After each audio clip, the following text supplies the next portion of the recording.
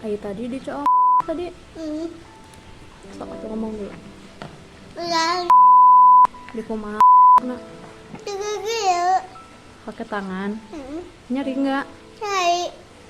Coba ininya tangan najam. Naon tajam? Itu nakukuna najam. Kalau parah sakit? Enggak di sini, enggak dipotong. Dari kapan kamu dicoba gitu? Udah sering? Di mana wae? Di tempat tadi, di sana, Di mana? di mana di rumah, di rumah nenek. Di rumah nenek Neng. Dicoba anak usaha. Di atas. Dicoba anak usaha. Dibuka celananya enggak? Buka. Dibuka? Ya, pipis. Bisa warna merah. Hah? Bisa warna merah. Pipisna warna merah? Nah, warna merah. Kamu Nana buka celana. Dibuka celana nak. Lagi dan lagi kita kembali dihadapkan pada kenyataan pahit bahwa kejahatan terhadap anak tidak selalu datang dari orang asing. Justru seringkali pelaku adalah orang yang paling dekat yang seharusnya melindungi.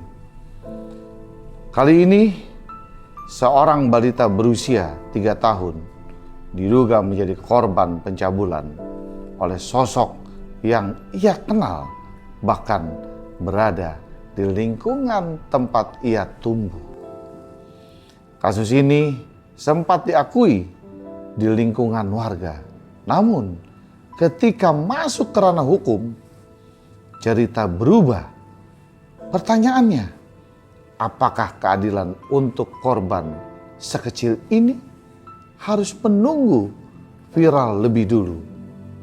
Hotspot hari ini kita akan mendengar langsung dari ibu korban serta kuasa hukum yang mendampingi. Kita akan mencoba memahami apa yang sebenarnya terjadi, bagaimana kondisi korban saat ini, dan sejauh mana proses hukum berjalan. Kita buka fakta, bukan opini. Tetap berikan like, komen, dan subscribe. Hotspot, buka fakta, bukan opini. Saya melihat ada Instagramnya Teskar yang mengatakan bahwa ada kejadian kasus anaknya sehingga dilaporkan ke polisi. Apa sih sebenarnya terjadi dalam kasusnya anaknya Teskar itu sendiri? Begini Pak, sebelum anak saya speak up, 2 minggu ke belakang Ya. anak saya murung, terus ngeluh sakit pipis ke saya dan ke ibu saya. Terus kakak saya, bapak saya juga melihat anak saya murung, ditanya apa-apa biasanya kan ceria. Ini diem aja murung gitu. Diem aja dia nih, Iya. Oke. Terus? Diem aja. Nah setelah itu tanggal 28 Maret, lagi hujan-hujan nih, lagi kumpul bertiga sama anak yang ketiga. 28 Maret kemarin? Iya. Jadi setelah Lebaran ya? Iya. Iya, setelah Lebaran Iya, kemarin, kemungkinan oke. ya. Nah, tanggal 28 Maret itu bicara anak saya tiba-tiba gitu. Ngobrol nih, Iya, ngomong dia? Iya, tiba-tiba ngomong gini, Mama, saya dimainin sama Abah gitu. Oh ya? Iya, nah saya kaget, kaget, aduh langsung nangis gitu. Aduh gimana ya, bingung ya, harus gimana dulu gitu, bingung. Sambil nangis, coba sambil cerita ke anak, ditanya-tanya lagi lebih dalam. Adek kenapa dek? Diam dulu, nggak mau ngomong. Kenapa tadi bilang gitu? Kenapa? Iya tadi di atas sambil Abah tuh udah main burung ya, di atas mandiin burung terus. Di atas mana? Maksudnya di atas apa? Apa sih namanya Bu, di rooftop ya. Oke. Di sana abis mandiin burung terus mainin punya aku ini, dibukain celana sama Abah semuanya. Terus dikorek-korek katanya bilangnya gitu. Dikorek-korek, oke. Iya. Korek-korek. Itu mah ini kukunya tajam, sakit, perih gitu bilangnya ke saya tuh. Terus kalau terus bilang gini, pipisnya tuh ada darahnya gitu kata anak saya tuh, iya gitu. Aduh saya kan terpukul, bingung, aduh Pasti. harus bicara ke siapa dulu gitu kan, bingung saya. Mau ke suami saya kan takutnya nafsu gitu kan. Ya udah saya berangkat, Marah. iya berangkat ke rumah mertua dulu, belum nggak ke orang tua, takutnya drop kan udah tua. Iya. Langsung ke rumah mertua. Bapak ini gimana ya, kata aku teh, masalah anak ini ya ini kena pencabulan gitu kan, ininya dikorek-korek gitu kan. Aduh gimana, kata saya tuh. Kata bapak tuh, bentar sana, panggil dulu AA-nya lagi kerja, kan deket di itu. Ditelepon lah AA, suruh pulang ke rumah. Iya. AA baru tahu langsung udah marah gitu kan, mau pergi. AA tuh suaminya ya? Iya. Oke, suaminya Teteh ya. Oke, Ya terus? udah langsung marah mau pulang ke rumah. Aduh jangan dulu, kata aku teh, jangan gegabah. Aku pengennya proses yang betul gitu kan, yang benar gitu, jalan yang benar. Udah ditahan-tahan sama bapak tuh kan. Alhamdulillah reda di situ, ngobrol dulu, aduh gimana caranya ini caranya buat nyelesain masalah ini gitu. Ya udah kita jalan proses hukum aja gitu. Besoknya langsung ke rumah sakit, kebetulan hari Minggu nggak diterima kan, tutup, ya disuruh ke Polres dulu. Nah dari Polres mau visum, prosesnya lama, penanganannya lama. Jadi kalau mau visum tuh seminggu 2 minggu baru divisum. Nah gitu kan, seharusnya kalau divisum kan 72 jam setelah kejadian, ini udah 2 minggu baru divisum, Pak. Siapa yang bilang 1 minggu 2 minggu itu, siapa yang bilang? Penanganan dari Polresnya, Pak, lama. Oh, dari Polresnya? Surat visumnya. Oh, diberitahukan kan oleh orang Polres seperti itu? Enggak penanganannya sih, Pak. Jadi yang menangani hari ini beda-beda gitu, jadi lama gitu, Pak. Enggak, sebentar. Kan dari situ Teskar ke Polres. Iya. Oke, ketemu dengan siapa di Polres? Sama ada bapak satunya, beda-beda sih, Pak, tiap hari. Oke. Nah yang terakhir alhamdulillah. Enggak, yang hari itu ketemu dengan membuat laporan atau apa? Buat laporan visum dulu. Oh, buat laporan visum Iya. dulu, oke. Tapi disuruh Terus? bikin dulu surat laporan. Oke. Nah, bikin surat laporan, terus udah itu bikin surat itu visum, izin visum. Oke, terus? Ya lama itu yang surat visumnya, Pak. Surat visumnya keluarnya lama? Iya. Berapa lama? Sekitar seminggu lebih, Pak. Sekitar seminggu lebih? Iya. Baru keluar surat visum? Iya. Oke, Baru terus? divisum, iya. Baru bisa divisum? Iya. Diantar? Iya, Sama orang Polres? Enggak, Pak. Jadi sendiri? Sama suami. Sama suami? Iya, Ke rumah sakit? Sama PPA. Sama PPA? Iya. Oke, diantar ke sana? Diantar. Oke, terus? Sampai di rumah sakit? Divisum lah. Divisum? Oke, kemudian? Ya diperiksa semuanya, katanya bocoran sedikit, baik-baik aja, nggak kenapa-napa. Padahal kan anak saya bilangnya kan pipisnya sakit gitu Iya. kan. Terus pipisnya ada darahnya gitu kan, kok ini nggak apa-apa, kok ini nggak apa-apa gitu, Pak. Iya, saya bingung, Pak. Oke, sebentar. Si Abah ini tuh siapa? Paman saya, Pak. Oh, si Abah ini paman? Iya, cuman udah tua. Paman dari Teskar? Iya. Tinggalnya sama-sama atau enggak? Depan rumah banget, Pak, jarak 4 langkah. Oke, tinggalnya depan rumah? Iya. Tinggalnya depan rumah? Iya, Nah, Pak. hari itu yang disebut tadi di atas tuh di tempat siapa? Di itunya, pelakunya, Pak. Di tempat pelaku? Iya. Oh, si Dede ngapain ke situ? Diajak ini, Pak, dibujuk, ayo mandiin burung gitu. Ya, mau aja dia, Pak, ikut. Oh, jadi si Dede dijemput, diajak main Iya. gitu, diajak main. Emang biasa begitu atau gimana? Biasa, cuman kadang kan ada cucunya sama. Oh, karena ada Seumur. cucunya seumur. Iya. Ada cucunya seumur, ya kan? Jadi ya, bisa bermain lah, dianggap Iya, begitu Pak. kan? Dia bisa bermain. Terus udah gitu, ya kan? Dede ceritanya pas pulangnya atau apa? Pas pulangnya? Pulangnya, Pak, langsung. Pulangnya langsung bilang, cerita? Iya, sore-sore. Kejadiannya siang, yang waktu terakhir kali. Iya. Diapain katanya, dipegangnya tuh? Dede umur berapa sekarang? 3 tahun 10 bulan kalau bulan ini. 3 tahun 10 bulan? Iya. Tapi udah bisa cerita tuh dia? Iya, alhamdulillah pintar, Pak, anaknya ya. Iya, maksudnya dipegang-pegang karena kenapa? Kalau menurut Dede karena kenapa katanya? Nggak tahu, katanya disuruh, Bapak, disuruh. Hah? Oh, enggak dipegang-pegangnya, dimasuk-masukin itu yang si Abah punya jari terus Kemauannya paku katanya. Hah? Kata Abah harus buka celana, terus diem aja katanya, harus diem aja. Terus itu ya dikorek-korek gitu katanya. Terus Dede tuh ngerasa sakit katanya, berontak gak bisa diem Dede tuh gitu. Cuman kata Abah jangan bilang-bilang ke Mama. Iya. Mungkin karena itu anaknya nggak speak up dari dulu, baru speak up yang sekarang-sekarang gitu Pak, baru berani mungkin ya Pak. Terus setelah itu apa yang dilakukan oleh Teskar? Setelah visum, kemudian apa yang dilakukan? Ke psikolog Pak. Oke, ke psikolog. Terus? Iya, si dedenya dibujuk pakai boneka gitu, diperagain Pak. Ternyata ada yang lebih fatal gitu Pak. Disuruh megang itu punya pelaku. Oh, disuruh pegang burungnya si pelaku. Iya. Oke, si dedenya. Iya Pak. Gila. Saya juga baru tahu dari psikolog yang ternyata itu disuruh pegang itu. Terus.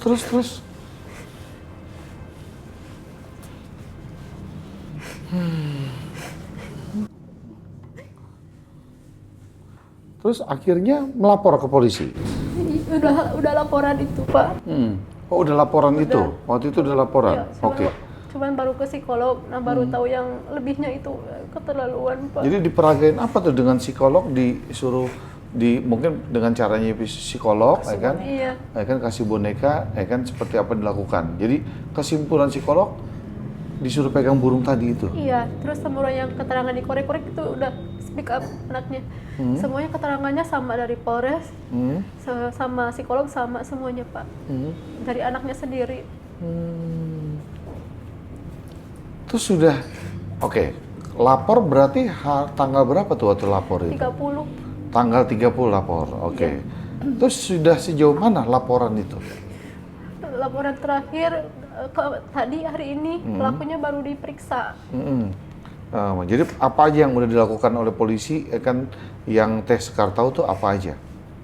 Ya, menyelidiki kasus, saya di BAP, suami saya sama anak saya. Ya. Yang terakhir hari ini pelakunya Pak diperiksa. Oh, hari ini pelakunya diperiksa. Iya. Oh.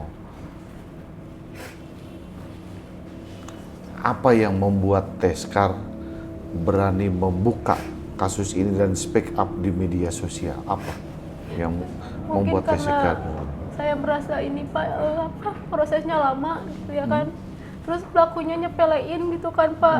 Kan malahan kan dari mediasi ngasihnya mau ngasih 5 juta, saya nggak mau. Pengennya dihukum berat pelakunya. Tunggu sebentar. Sudah dilakukan mediasi oleh siapa?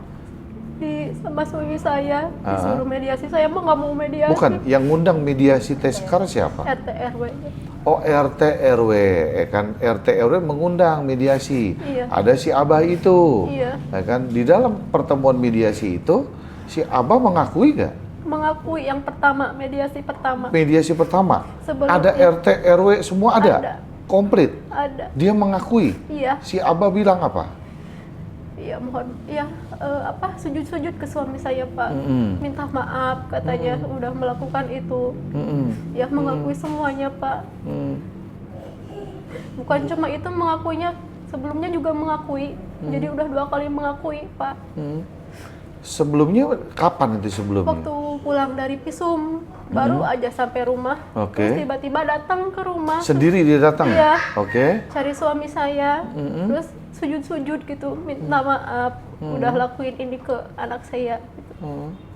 Oh, dia tahu? Nggak, waktu cerita kamu langsung tegur atau gimana?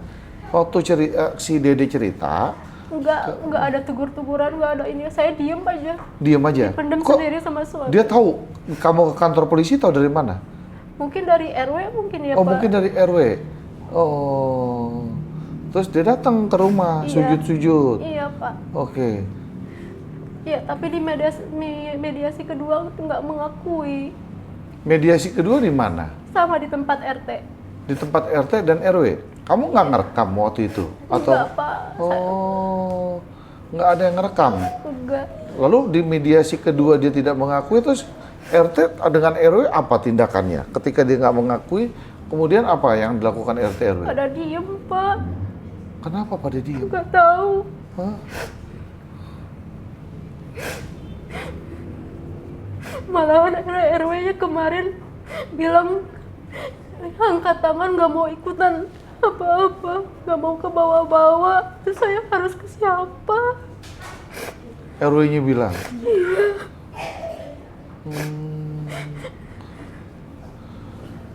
Terus dia ngomong uang 5 jutanya tuh kapan dia bilang uang 5 jutanya? Dari mediasi pertama Pak.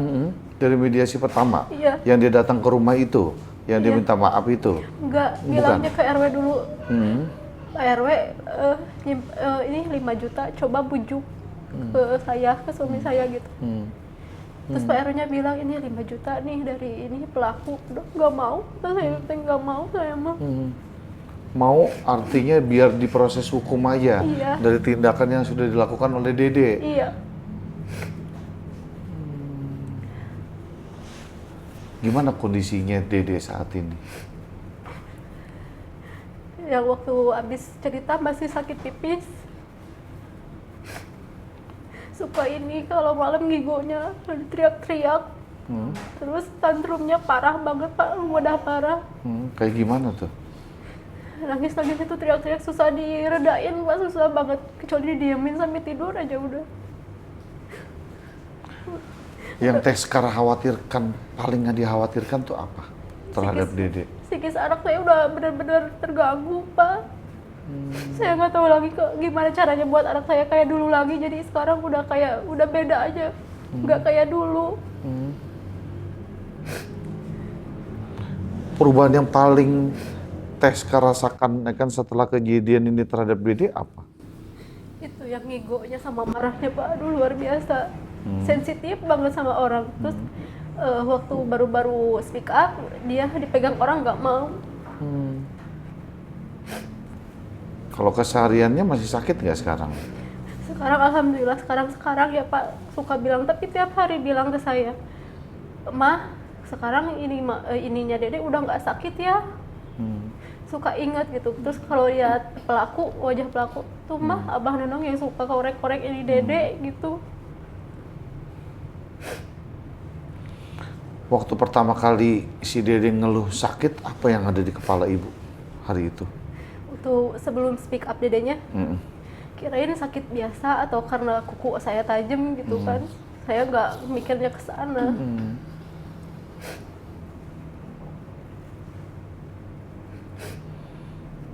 Dukungan seperti apa yang ibu butuhkan dari masyarakat atau dari pihak berwenang? Dukungan apa yang ibu butuhkan? Ya untuk memproses ini lebih cepat ya Pak ya. Saya pengen pelakunya segera dihukum yang seberat-beratnya. Minimal lah Pak, tahan dulu aja, jangan berkeliaran dulu di sekitar saya. Saya merasa terancam, apalagi suami saya kerja kan. Saya bertiga di rumah sama anak-anak. Tadi dikatakan maksudnya pelaku gimana? Maksudnya sok atau apa? Ini menyepelekan Iya, Pak, nyepelekannya ya. kayak gimana nyepelekannya? Pelaku. Ya, yang pertama yang uang 5 juta itu, terus kedua waktu mediasi, kedua ditawarin lagi kan mediasi oleh pihak saya gitu kan Pak. Malah bilangnya udahlah mau pengacara gitu, CEO pengacara gitu ya. Terus malah ngelaporin balik saya Pak. Ibu rasa penanganan yang saat ini, di mana dilaporkannya di mana? Di Polres Garut. Iya, di Polres Garut. Ibu merasa seperti apa penanganan kasus yang Ibu rasakan selama ini di Polres Garut? Berjalankah? Atau lamakah prosesnya? Atau seperti apa yang Ibu rasakan saat ini? Berjalan, cuman kayak lambat gitu Pak. Oh, berjalan karena lambat. Kayaknya lambat Iya, ya? kayaknya lambat gitu Pak. Terus kayak banyak ini itu penyidik juga Pak. Kayak apa ya, nggak mendukung saya sepenuhnya gitu Pak. Jadi secara halus membuat saya tuh menciut gitu Pak. Nggak ya, pesimis. Pesimis. Oh. Oke Temira, sebagai pengacara daripada Teskar, bagaimana melihat kasus ini sendiri dari sisi hukum seperti apa menurut Temira? Jadi ini kasus pelecehan anak di bawah umur. Kalau saya kategorikan itu ya. Dan saya lihat karena mereka bikin LP sebelum ketemu saya.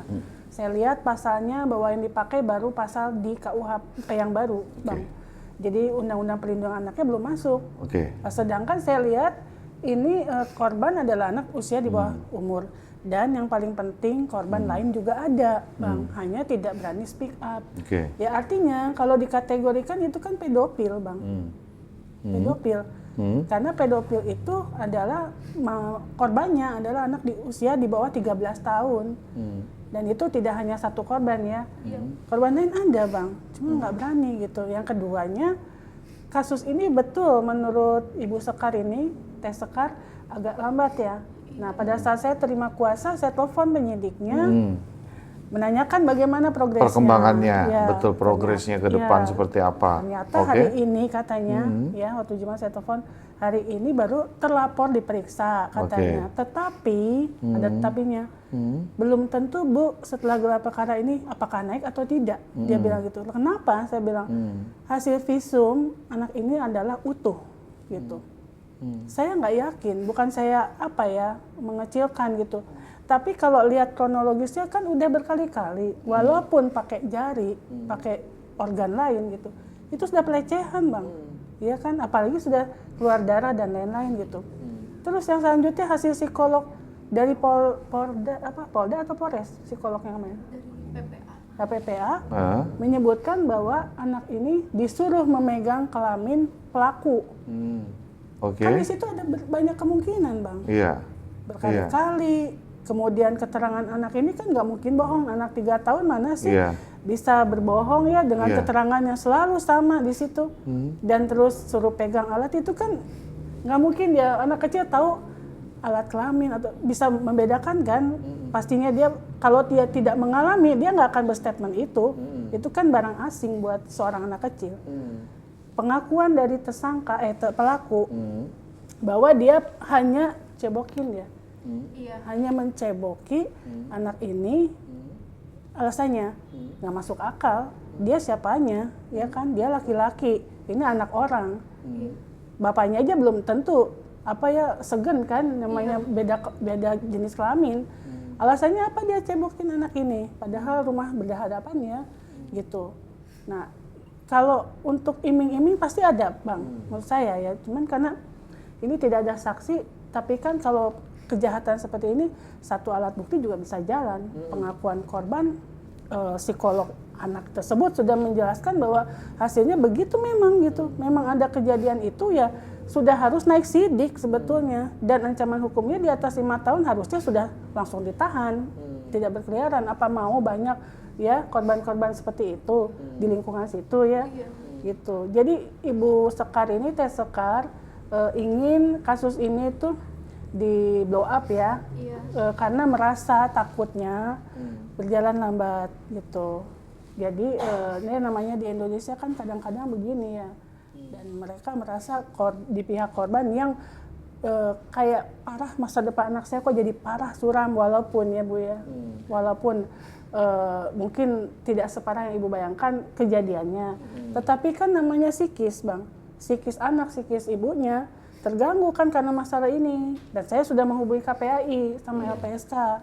KPAI menjelaskan Ibu Diahnya langsung, ketua KPAI-nya menyarankan bahwa Bu Mira langsung aja bikin pengaduan online karena di Garut belum ada cabang KPAI, masih di sini. Supaya cepat prosesnya. Nah, ini kita lagi proses bikin pengaduan ke KPAI supaya dikawal juga LPSK sama seperti itu online, semua online.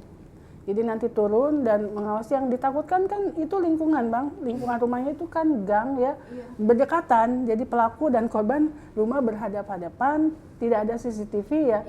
Bahkan kemarin juga ada semacam teror ya, tadi malam. Ada orang yang bolak-balik nyiramin depan rumah dia. Teror gimana? Teror gimana? Coba bisa dijelasin oleh Teh Sekar. Kurang tahu tadi, saya lagi tidur, terus suami saya bangunin saya. Jam berapa tuh? Setengah 10 atau jam 10 malam Pak. ya, malam. Bubuk itu di luar, lihat deh sana. Saya keluar ada air kayak dari botol gitu dari kejauhan, dari rumah saya sampai rumah ibu saya gitu. apa maksudnya ini kan nggak mungkin gitu kan orang iseng atau apa gitu. Terus masa kalau orang cebor air gitu kan cuman iya tengah malam, terus rumah saya sama ibu saya doang. Terus anak saya rewel kecil, iya yang kecil tiap malam batuk muntah. Sedangkan siang hari nggak apa-apa, normal aja, udah 2 hari.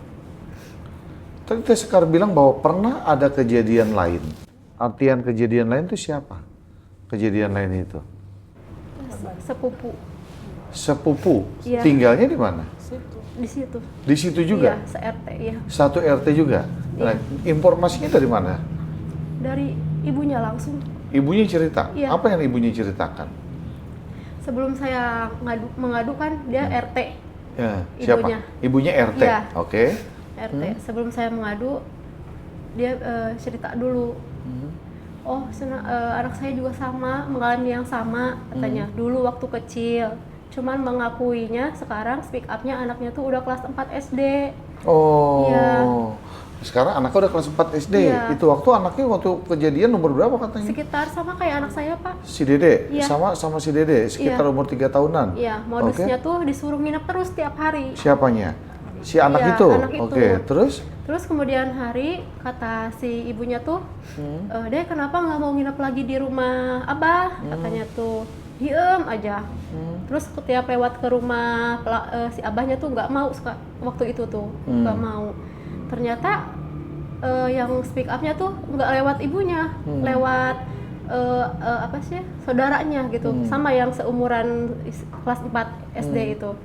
Ini waktu itu ya, aku nginep di rumah Abah tuh tiap malam tuh, tangan aku tuh disuruh pegang itunya Abah gitu. Berarti kan terngiang-ngiang gitu kan Pak ya, dari dulu sampai sekarang inget gitu kan. Kasihan kan anak itu kan Pak. Saya juga udah suruh, ya udah kalau gitu mah bantuin saya gitu kan, bantu apa sih? Iya jadi saksi gitu. Ibunya nggak mau Pak. Udah pernah disampaikan ke penyidik hal ini? Belum? Kayaknya udah sih Pak. Udah. Cuman ibunya kan kekeh nggak mau gitu kan. Bukan, cerita ini sudah pernah disampaikan oleh penyidik? Kayaknya belum deh. Belum ya? Iya, belum. Oh, sekedar saran mungkin ya dari saya.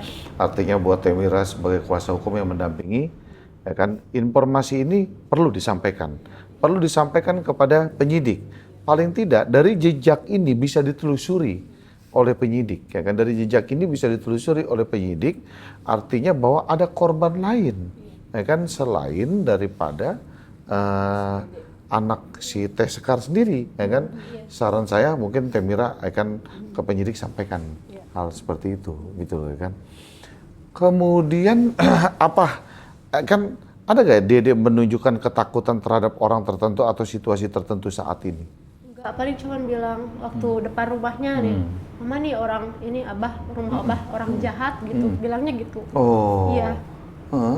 Jadi kalau lagi lewat gitu, Iya. dia bilang ini si Abah katanya. Iya, ini orang jahat katanya. Orang jahat? Iya. Si Dede bilang begitu? Iya, bilang gitu Pak. Terus kan suka saya kurung di rumah, takutnya kan ya ada ancaman ke anak gitu kan. Suka ditakut-takutin, Dede jangan keluar rumah ya gitu. Kenapa Mah? Ada orang jahat kata Mama tuh. Siapa Abah itu? Kata Dede itu gitu, udah tahu.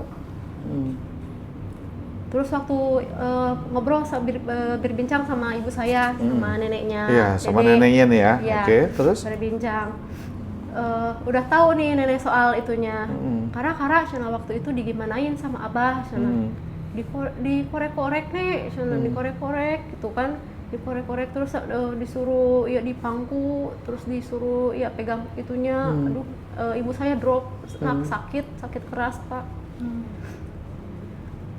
Saya sih agak sepemikiran ya dengan yang Temira sampaikan tadi bahwa ini anak umur Di bawah 3 tahun, ya kan, artinya umur 3 tahun. golden age.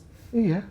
Artinya Pasti terekam. kalau dia berbohong, sampai sejauh mana kebohongannya dia sampai begini, nggak nyampe menurut saya. Ya kan, nggak nyampe, ya kan, nggak nyampe.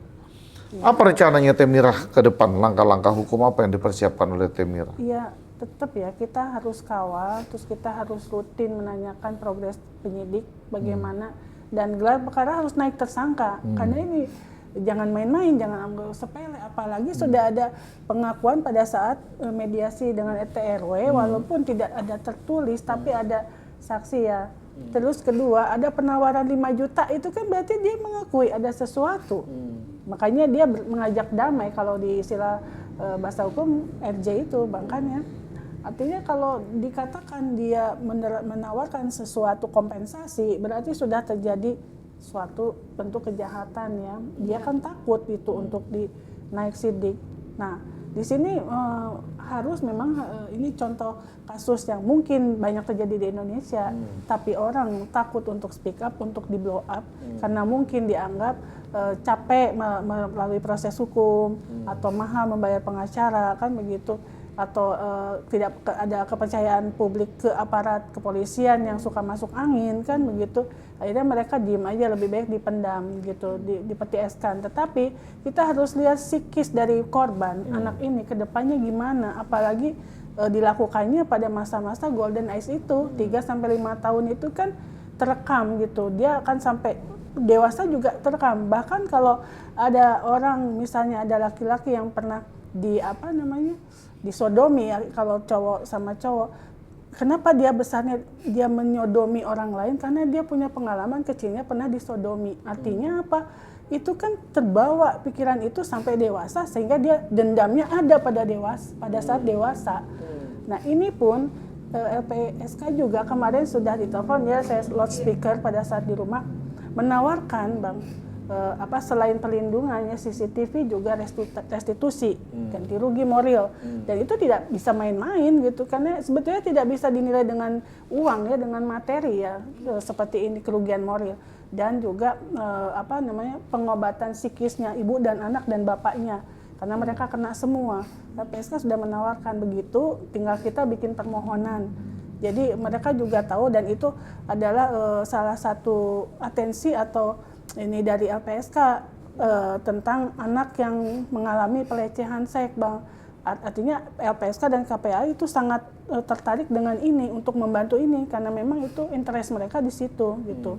Dan ini jangan main-main juga, bahwa kalau ini proses hukum berjalan lambat atau tidak ada keadilan buat Tesekar dan Pak Mara ini dan Dede gitu, karena yang melaporkan kan suaminya Tesekar gitu, tapi yang speak up Tesekar gitu. Kita akan minta atensi sampai ke Polda dan Mabes gitu. Kalau di Polres ini jalan di tempat, ya kita akan pindahkan gitu. Dan kita akan kawal ketat ya gitu. Apa tantangannya Tesekar yang paling terbesar sebagai ibu dari orang tua dalam menghadapi kondisi ini apa? Tantangannya yang saya takutkan ya Pak ya, pelaku kan punya banyak uang, takutnya kan polisi masuk angin, terus gak jalan gitu kasus ini. Saya paling takut itu Pak. Apa aja Temirah bukti yang saat ini dimiliki atau akan memperkuat posisi kasus ini sendiri? Apa yang akan dipersiapkan atau bukti-bukti yang sudah terkumpul oleh Temirah? Kalau menurut kita ya, bukti dari kesaksian korban udah pasti ya. Okay. Kemudian dari hasil psikolog anak itu juga sangat mendukung.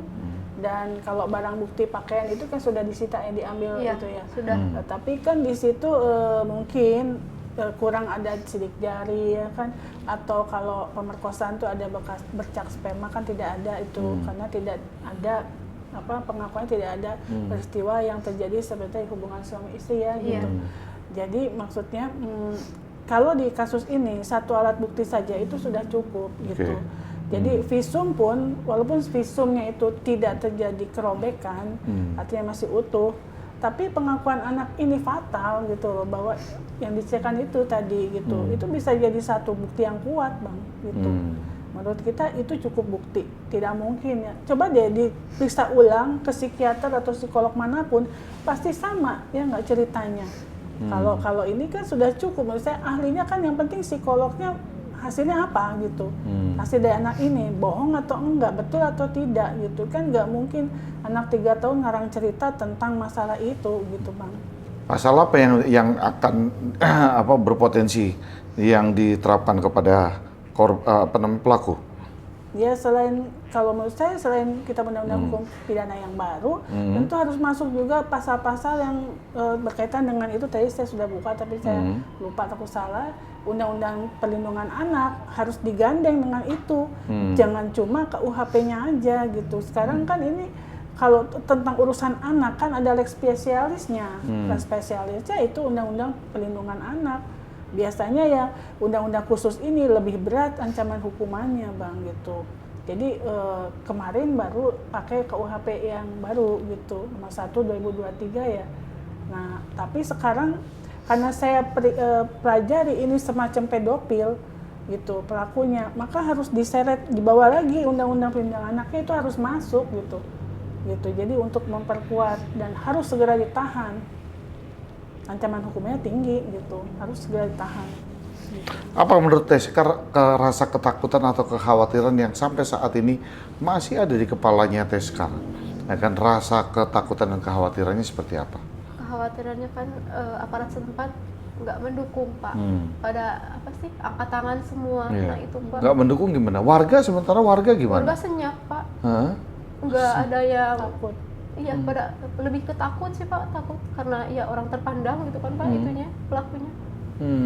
Jadi saya merasa berdua aja sama suami gitu, berusaha berdua aja gitu. Alhamdulillah kemarin kedatangan Bu Mira ya. Bu Mira, iya. Merasa ya Masya Allah, saya merasa sangat-sangat bersyukur gitu kedatangan Bu Mira ke sini, ke rumah saya. Ya artinya psikis mereka itu kan perlu dukungan moral dari orang terdekat gitu. Kalau memang kenyataannya ini peristiwa memang ada ya, kalau menurut saya memang ada.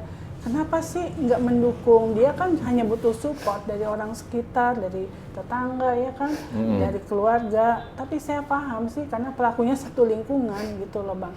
Itu yang bahayanya, yang kasus ini menarik tuh pelaku hadap-hadapan rumah, Bang. Kalau jauhan aja kita nggak ini kan keluar rumah, ibunya, bapaknya naik, oh lihat itu pagar, apa nggak kesel gitu. Bahkan bapaknya juga, ayahnya korban juga sudah cerita banyak, emosinya dan lain-lain. Cuma saya bilang redam karena memang ya wajar ya kalau dia marah banget, hampir-hampir dia gimana gitu ya isinya. Tapi saya bilang jangan ada pasal baru dari ini gitu kan, karena dia pasti cari kelemahan kita bertahan dulu, sabar dulu, karena kita lagi cari keadilan buat si adik gitu kan. Ini nggak main-main, ini bukan hal yang sepele loh, Bang. Perlu nggak ombudsman hadir dalam hal ini?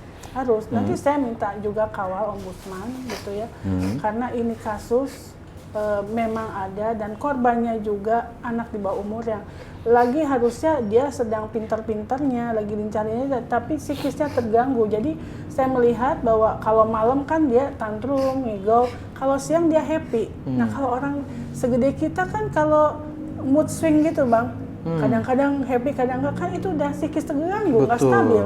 Dia ini anak ini lagi happy tuh, tapi coba malam ya. Saya kemarin kesana juga lagi tidur ya, siang-siang tuh juga gitu ya, kondisinya naik turun gitu, Bang.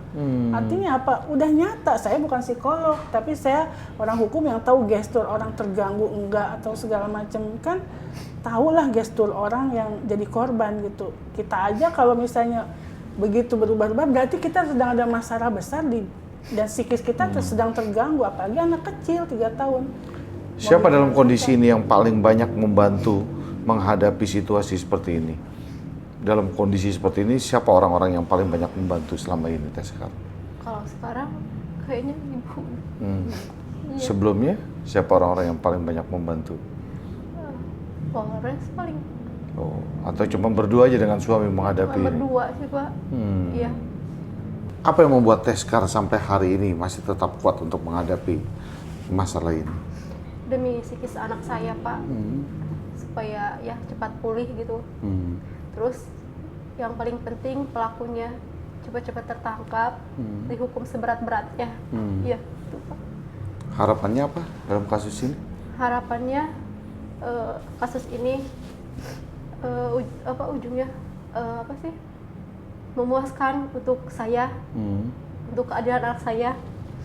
Pelakunya dihukum seberat-beratnya, mengakui, terus psikis anak saya, suami saya bisa pulih seperti sedia kala, seperti sebelumnya, ya.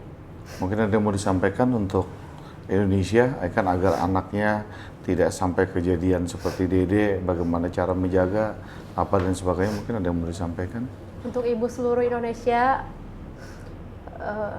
sebaiknya mau ke siapapun terdekat, orang terdekat, mau orang tua, mau paman, bibi, ataupun siapapun orang terdekat kita, jangan terlalu mempercayakan anak, menitipkan anak kepada mereka yang dekat dengan kita. Ya, itu saja, Pak. Mungkin Bu Mira yang mau disampaikan? Ya, saya yakin kasus ini nggak cuma Bu Sekar dan Pak Mara yang mengalami. Mungkin banyak juga orang tua di Indonesia yang anaknya menjadi korban pelecehan seks atau apapun jenisnya ya.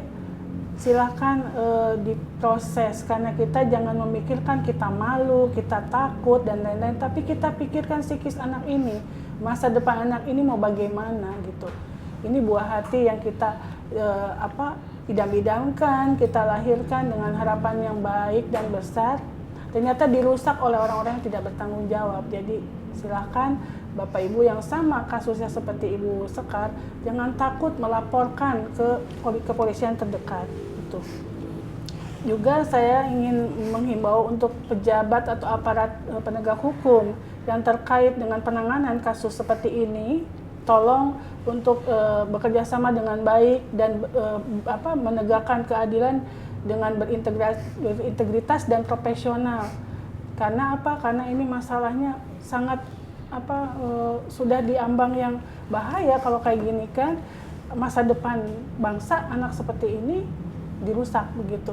Jadi tolong bantuannya. Kita tempatkan diri kalau anak kita seperti ini bagaimana gitu. Buat Teskar, ada sedikit oleh-oleh dari kami Hotspot buat Dede. Ini ada sedikit bingkisan dari Wiga. Sini Rek, ada sedikit dari Wiga. Mungkin ada tempat minum, kalau ada celengan biar Dede nyelengan, ya kan? Suka celengan. Suka celengan ya Suka Dede? menabung, Kan? Oh, suka menabung ya. Ini ada tempat makan dari Wiga, berikut tempat minum, dan ini ada tas kalau Dede mau pergi, mau jalan-jalan pakai tas ini Ya, buat terima Dede. kasih Bapak, Ya. terima kasih banyak. Sama dari Wiga. Terima kasih Pak Wiga. Ya, kita sudah mendengar bahwa apa yang diterangkan oleh Teskar, ibu daripada korban yang dilakukan pelecehan atau pencabulan, dugaan yang saat ini dilaporkan di Polres terhadap Dede, si kecil tadi. Artinya bahwa saran untuk penyidik menurut saya adalah berikan pemberitahuan secara berkala melalui SP2HP, baik kepada pengacara ataupun kepada korban, lalu transparan, ya kan, agar tidak yang ada yang ditutup-tutupi, terkesan ditutup-tutupi, supaya dalam proses penyidikan ini tetap berjalan sehingga pelapor merasa ada rasa kepuasan terhadap institusi Polres Garut itu sendiri. Itu saran aja. Kasus ini bukan sekedar cerita. Ini adalah pengingat keras bagi kita semua bahwa anak-anak adalah pihak paling rentan yang harus kita jaga bersama. Ketika korban masih terlalu kecil untuk memahami apa yang terjadi, maka menjadi tanggung jawab kita sebagai orang tua, masyarakat dan aparat untuk memastikan keadilan benar-benar hadir. Tidak boleh ada kompromi untuk kejahatan terhadap anak. Tidak boleh ada ruang aman bagi pelaku. Dan satu hal yang perlu kita renungkan bersama, apakah keadilan di negeri ini harus selalu menunggu viral? Terima kasih kepada penonton Hotspot. Sampai jumpa di episode berikutnya. Salam Krisnamurti.